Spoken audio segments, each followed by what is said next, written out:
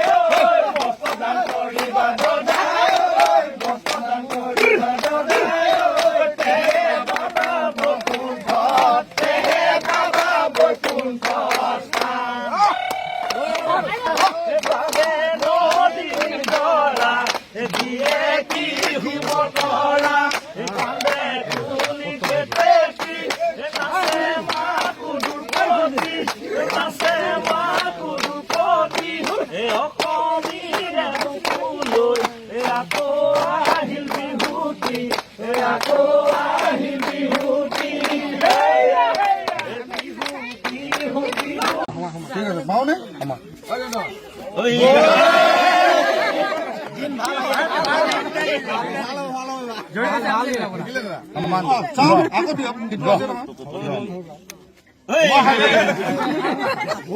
আজি এই গৰু বিহুৰ দিনটোত সমগ্ৰ অসমবাসী ৰাইজলৈ শ্ৰদ্ধা জনাইছোঁ আৰু সমগ্ৰ অসমবাসী ৰাইজক আমি শুভেচ্ছা জনাইছোঁ। বিহুৱে অসমৰ সমাজ জীৱনলৈ শান্তি সম্প্ৰীতি সমন্বয় আৰু সমৃদ্ধিৰ বতৰা কঢ়িয়াই আনিব তাকে আমি কামনা কৰিছোঁ।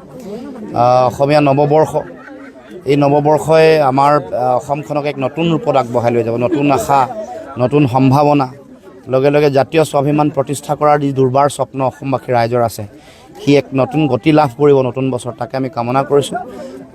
মই আশা ৰাখিছোঁ আগন্তুক দিনত আমি এক নতুন অসম পাম, সুন্দৰ অসম পাম, স্বাভিমানী অসম পাম আৰু লগতে স্বাৱলম্বী অসম পাম। যেহেতু দেখা গৈছে নিৰ্বাচনী ধামটো ইতিমধ্যে শেষ হৈছে, আপুনি আকৌ খোৱাং সমষ্টিত ৰাইজৰ সৈতে গৰু বিহু আদি উদযাপন কৰিবলৈ আহিছে।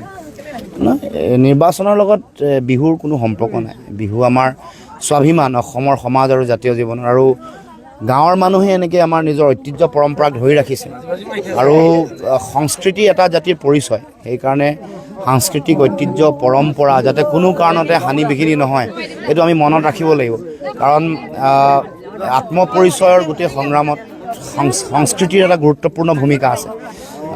কোনো জাতি সংকটত তেতিয়াহে পৰিব যেতিয়া সাংস্কৃতিক গোটেই পৰম্পৰাৰ ওপৰত আক্ৰমণ চলিব, বা আমি নিজে সংস্কৃতি এৰি দিম, নিজে বিজতৰীয়া হ'ম, বা বেলেগৰ বাহিৰৰ পৰা আধিপত্যবাদী প্ৰভুত্ববাদী সংস্কৃতিয়ে যেতিয়া আক্ৰমণ কৰিব। সেইকাৰণে আমাৰ নিজৰ সংস্কৃতিক ধৰি ৰাখিব লাগিব, ইয়াৰ ঐতিহ্য ইয়াৰ পৰম্পৰা ইয়াৰ স্বকীয়তা অক্ষুণ্ণ ৰখাৰ আমাৰ সকলোৰে দায়িত্ব আছে। গাঁওবাসী ৰাইজে এই ক্ষেত্ৰত গুৰুত্বপূৰ্ণ ভূমিকা পালন কৰিছে আৰু পৰম্পৰাৰে আজি গৰু বিহু সকলোৱে উদযাপন কৰিছে।